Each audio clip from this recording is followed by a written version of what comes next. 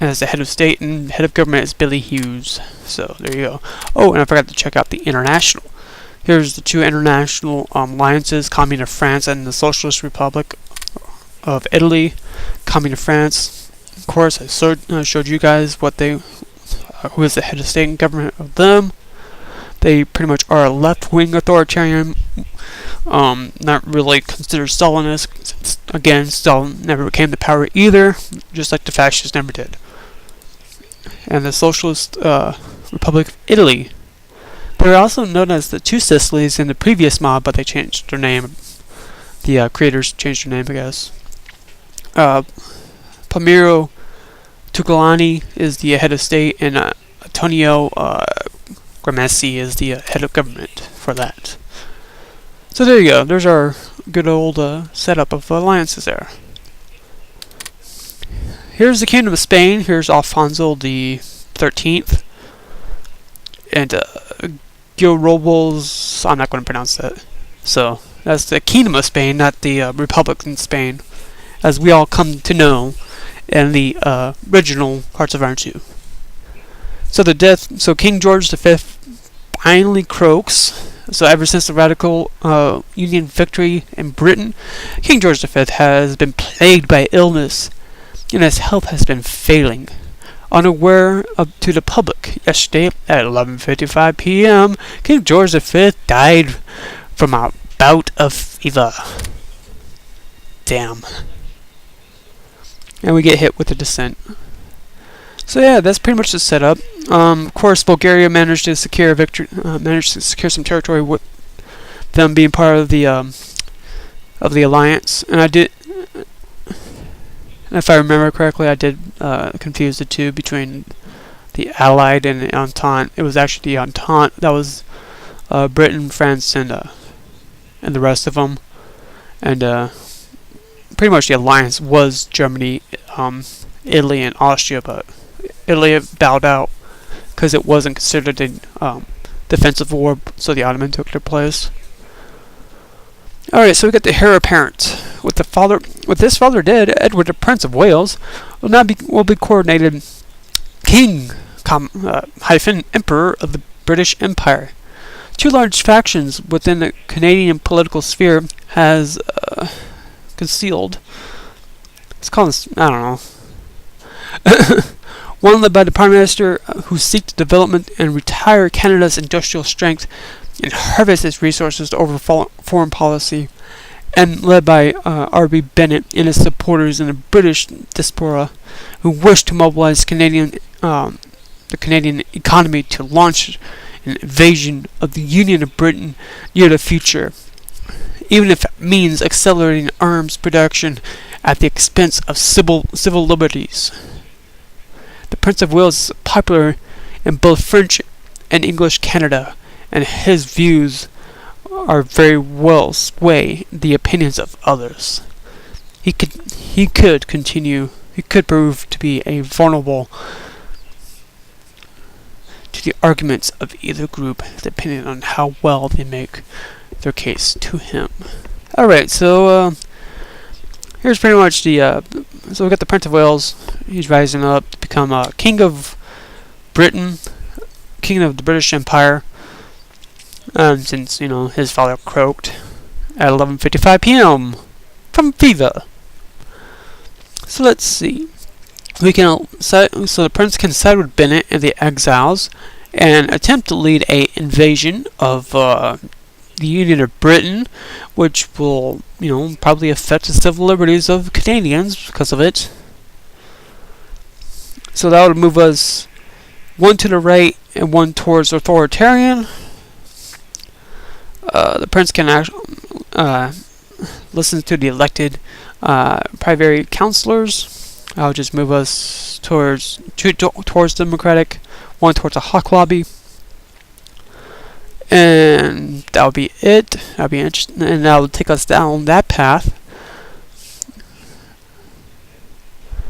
The prince can decide to support the prime minister for now, which moves us towards a hawk lobby, and the prince decides that it's not best to commit to either side just yet. What do I want to do? Man, it's so tempting. So tempting. I guess I can just side with Bennett. So the prince's decision. The prince has sided with the conservatives and has decided to make war with the Union of Britain. Important part of his coronation speech. Alright, so there we go, folks.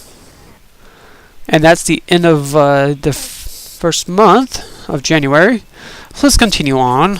See what other fruitfulness of life will bring us. The coronation of the Prince of the People. The new king has invested with the royal regula in the First Anglican Church of Ottawa. Jubilant crowds from all over Canada gather in the cities to celebrate the new age of Canadian royalty. They eagerly anticipate the new king's first radio address to the nation. Oh, he's so charming. Yeah. Okay. Oh, that's right. Okay, so the King radio address. The King has spoken to the nations and has electrified it. From Vancouver to St. John, from Toronto to the Arctic, Canadians everywhere buzz with excitement after hearing a charismatic and forceful speech denouncing the cynicism and the King's pledge to finish the war that his father began and reclaim Britain. Canadians were warned to never trust the Union of Britain or its insidious syndicist allies. So the relation with the Union of Britain goes down by 100. The relation with the Communist France goes down by 75, and the relation with the Socialist Republic of Italy goes down by 75 as well. But we're already hateful. We're already hated by the Union of Britain, so why not?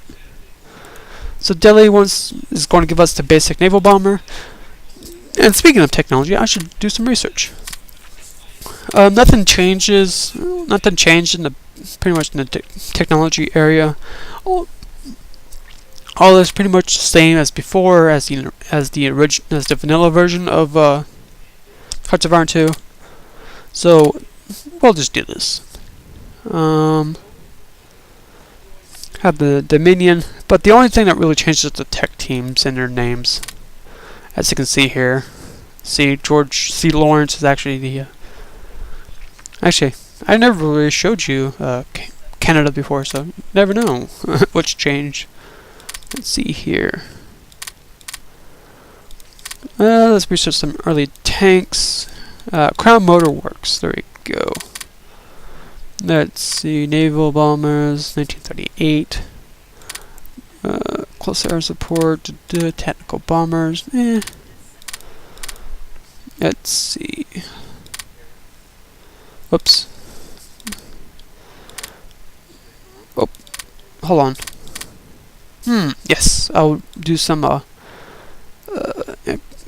improve mission tools and have the Imperial Oil do that. Yes, I'll have Imperial Oil do it. Alright, light doctrines. They're pretty much up to date, except for the hospital, but that's okay. I'm not really too concerned with the line technology right now. I probably could do some upgrading on the air doctrine, but most importantly, the naval tech is probably the most important, considering, well, we are Canada and they are Britain and Communist France and Socialist Republic of Italy down there. I'm trying to remember all their names. And we got Italian Federation here. I'll increase their relation with them, considering, well, they could be potential allies of mine. Okay, and they got Pope Pius the 11th. It contains Stefano Giussini as the head of government. So this is kind of like pretty much the Holy See, or the Papal States rising up again, pretty much, but just kept it as the Italian Federation. So there you go. That's pretty much their background-ish type. They are pretty much the Papal States. So they decided to take control of the Italian Federation after the Italy's defeat in World War I. Alright. Let's see, I can move some sliders over. Let's move it towards a... Let's see. Let's move to standing army. Alright, whoops. Let's see, production. I don't need subs. I don't need carriers, even though carriers are really tempting to have.